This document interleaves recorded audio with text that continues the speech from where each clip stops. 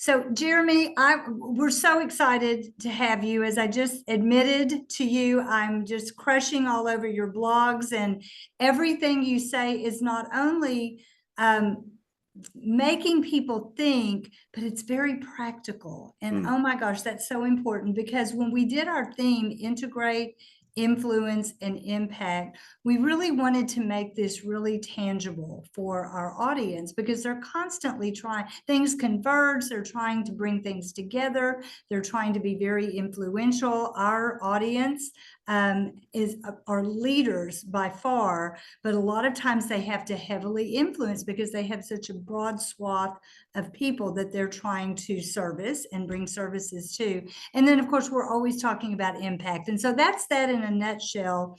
And so what I thought would be interesting is just really going back out to the steps that you lay out in your book, Idea Flow.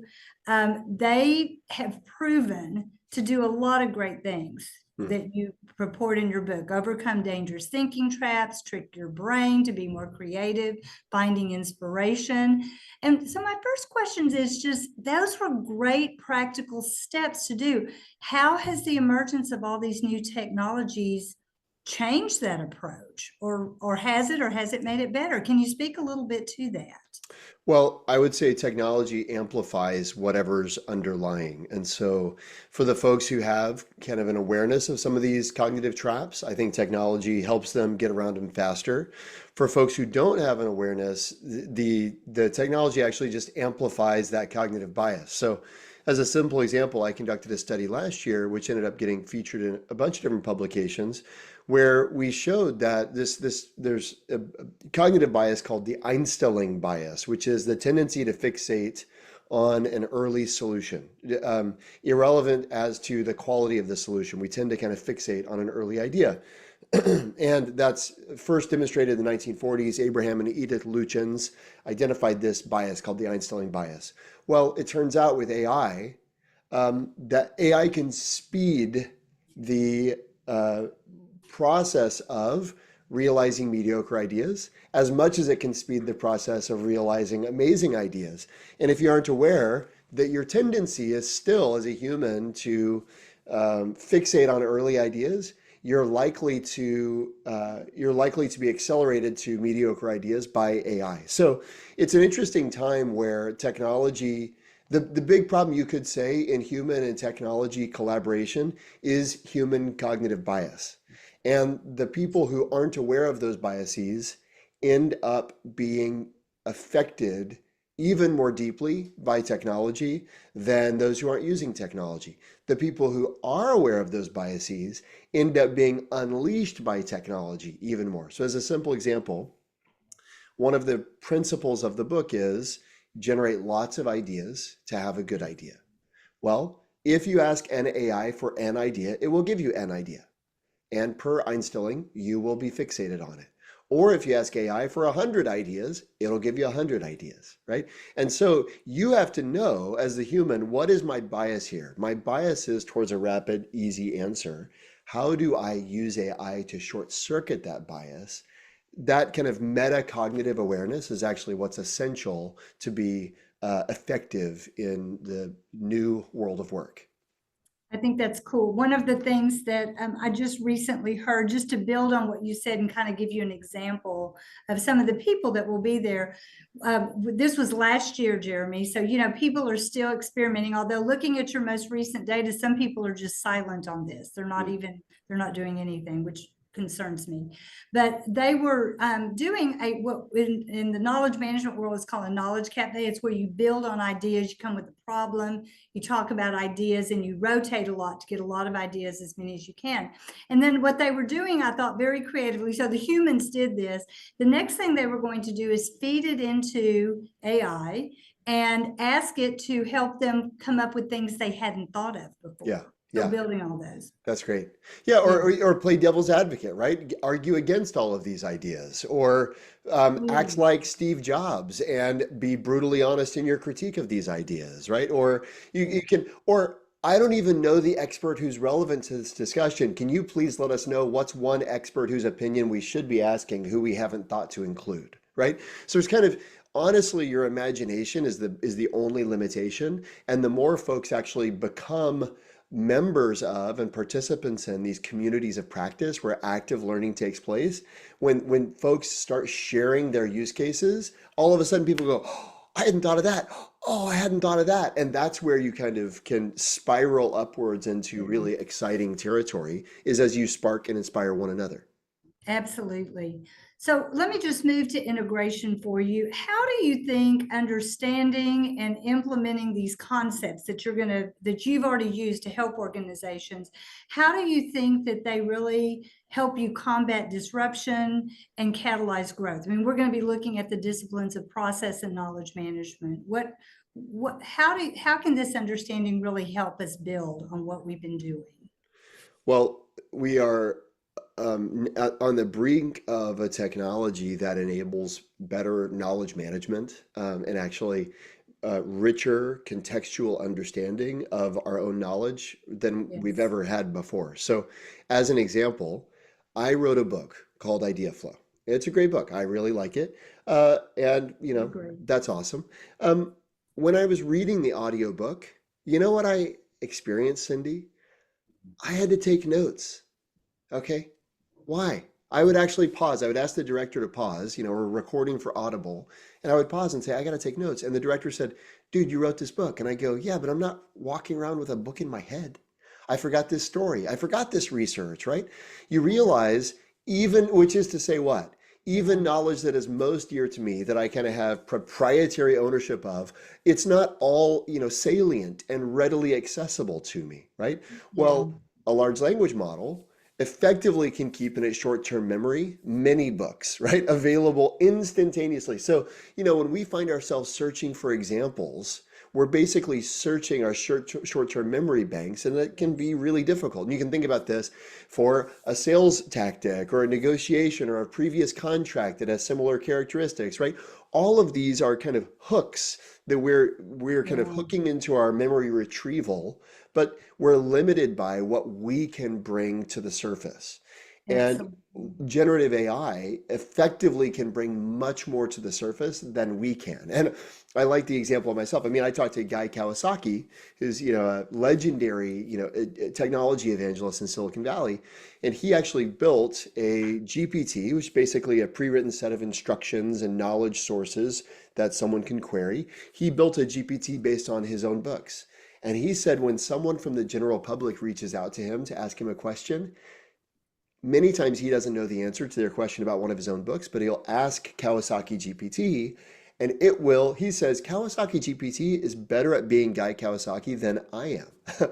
And he'll copy and paste the answer, right? But the point is, we now have the ability to effectively query and reliably query a much broader base of information than certainly we as humans have had the ability to, but also wikis and other knowledge management systems are being revolutionized right now by these capabilities. Yes.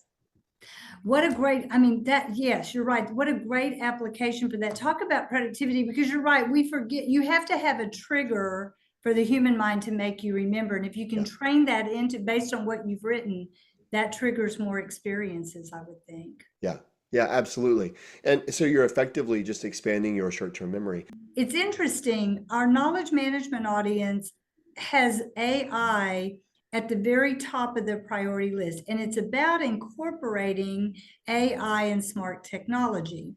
Our process managers have it a little bit further down. It is not a top priority. And so what you were describing was such an impact on productivity and thinking about processes and how they run, and how not just the automation, but just having process knowledge Yeah. of how the process works. Yeah. And so I was just really making a comment that I thought that was No, well, great. I get what you're saying, and at least in part. I'm certainly not aware of everyone's unique context, but just a couple examples. I mean, I had a woman on my podcast recently who's a fashion designer, and she said there's kind of a standard process in fashion design where you get a pattern, you've got to actually put it onto a garment, you've got to have it created in order to be, a sample sent in to do a photo shoot before you can then post those photos to social media and see whether the pattern resonates. She said that process has historically taken 2 months to go from kind of concept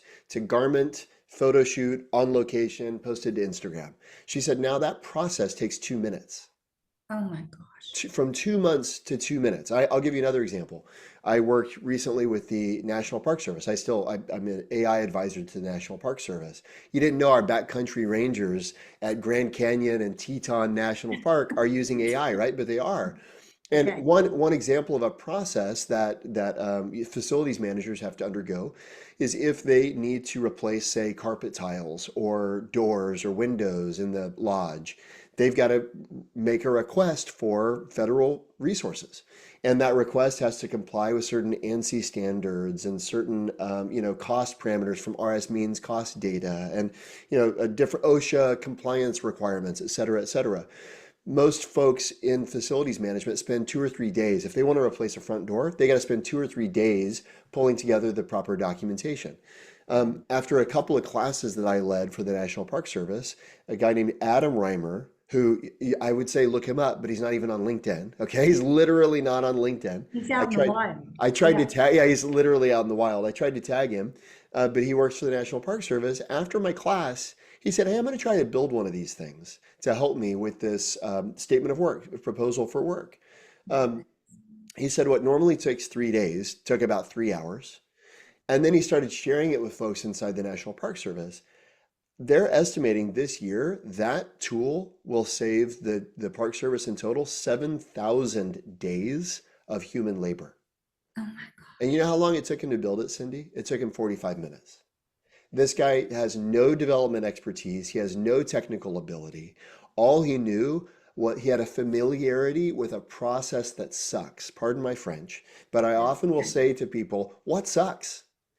And when you take the mindset of, I'm going to make processes that are laborious and cumbersome, and I'm going to leverage the knowledge amplifying capabilities or the augmenting capabilities of AI. I was actually in a session with Adam, and he was trying to demo his tool, and he said, "Has anybody here got a statement of work they need to build?" And somebody, chimed in, "Yeah, we're down here in Baton Rouge.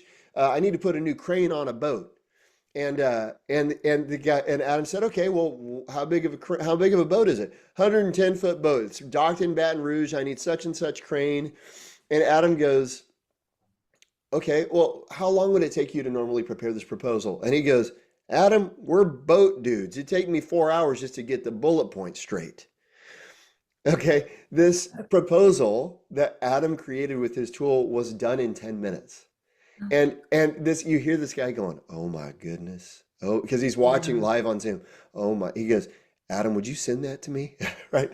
But it's a process management is going to be revolutionized, and especially when the people who are closest to the processes are augmented and amplified by these tools, which require no technical ability other than basic, kind of call it ABCs of kind of generative AI. When those folks get unleashed, we're going to be in a Cambrian explosion of possibility around Yeah. not just knowledge management, but process management in organizations. Your story, so we're talking about integrate, right? Integration and how you bring it all together. You've directly connected the whole process of integrating, bringing it all together to impact, just with your stories of what happens when you do that. Mm. That impact is, I mean, how can you argue against that or go silent and say, we're not going to do this? We've got to pay attention. I think silence is actually the most dangerous tactic. I think, you saw Yeah, recently, I wrote about this, but the I did. silence is where folks are they're caught in limbo by leaders' silence. And so being clear on what can you do, what can you not do, what's expected of you, I think is really critical to help Yeah. address the sense of fear and the sense of uncertainty that some folks feel. Because the I truth is, existentially, AI is not taking people's jobs. That's not a real concern. But for sure, humans who are adept with AI will replace humans who are not. That's Nice. absolutely unequivocal. So influence, I told you, it's kind of another way we think about change management. We hit change management topics all the time, Jeremy, and it's always important. But I think our steering committee for this conference really nailed it when they said, we're always about leading without authority. In other words, we got to get people to be part of it. So I'm going to ask you, because I love the augmented eye. How is that going to help us be the answer to get better prepared to influence? Will it help us do that? And give us a few tips and tricks just to be a teaser. Well, the thing to realize with AI is all of a sudden we have at our fingertips every individual. So you don't need any leadership, you don't need any budget, right? Every individual basically has an assistant at their fingertips. They have an expert at their fingertips. They have a coach at their fingertips. They have a creative partner at their fingertips. So every individual can be a team of five. And the challenge is, right now, the kind of the belief is the right answer to the question of did AI help me with this is no, it was handmade, artisan craft work, no artificial intelligence whatsoever. But I think pretty quickly that's going to sound like I didn't use the internet for this, or no computers were involved in this. I think folks have to realize that to not be using the burden of proof is going to start to be placed on the people who fail to use these tools. For example, can you imagine a radiologist who says to you, Cindy, don't worry, I'm the only person who's seen these scans. I didn't use any technology to double check or combat my own biases or heuristics. I think you'd look for a new radiologist, right? And yet, when it comes to other parts of our organizations or other functions, we have more skepticism. And so what I would say is you need to start thinking about when you say AI, what does AI mean? And the way I think about AI is augmented I did this. AI did this, augmented I did this, which is to say, I did it. I was steering, I was guiding, I was providing mentorship, coaching, direction, guidance, etc. But of course, I sought augmentation. I think redefining AI from some kind of nameless, faceless, amorphous thing to a human augmentation device is the only way to think about delivering work product in the future. Augmented I has to be who does everything. It's profound when you have to, we're having to shift our whole mindset, Jeremy. Yeah. My two disciplines where I live, we are really having to shift. And the thing I would say is just start very simply. Like I've got on my computer right now, I have this simple Post-it note that says, have you tried ChatGPT? I love it. Like put that Post-it note on your computer, right on your screen, and ask yourself that question often. How could AI help me do this? And by the way, the only way you can answer that question is if you start to play around. Okay, so there's no instruction manual. The AI labs don't know anything you don't know. It's edge users who are experimenting and exploring who discover use cases that are useful to them. And so what you have to do is take, I block 15 minutes on my calendar every day to try something new with AI. Every single day. Shout out for your boot camp. I agree. Yeah, put it on the calendar, try something. It's that simple. But if folks will really do that, then you'll find yourself sometimes, I mean, even myself, I'll say this as an expert, sometimes I'll get 45 minutes into a task and go, I could have had ChatGPT helping me do it, right? Yes. And so, but it's because it's on my mind. So, which is to say, sometimes I don't know it ahead of time, but halfway through the work, I go, there's a better way to do this. And if folks will get in the habit of trying and experimenting and exploring and sharing use cases and listening to podcasts, reading newsletters, whatever, they'll start to rewire some of that, circuitry and get to unique use cases that only they could have identified, and that they will, looking back, they'll feel, how could I have not thought to do that before?